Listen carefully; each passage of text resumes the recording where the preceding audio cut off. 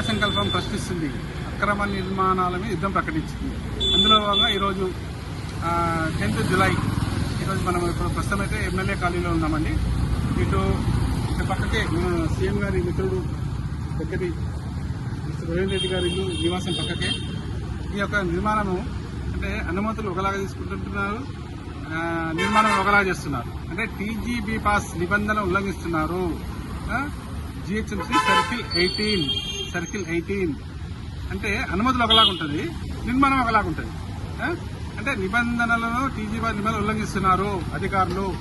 Plus జిహెచ్ఎంసీకి రావాల్సిన ఆదాయం అంటే ప్రభుత్వానికి రావాల్సిన ఆదాయాన్ని గండికొడుతున్నారు. ఆదాయం అంతా ఎక్కడ పోతుందంటే అవినీతి అధికారులు జబ్బులకు పోతుంది. ఏదో 1000, 10,000 అట్లా కాదండి, లక్షలు అది కోట్లలో ఉంటున్నాయి. మొత్తం ఓవరాల్ గా చూస్తే 100 కోట్ల అవినీతి జరుగుతుంది.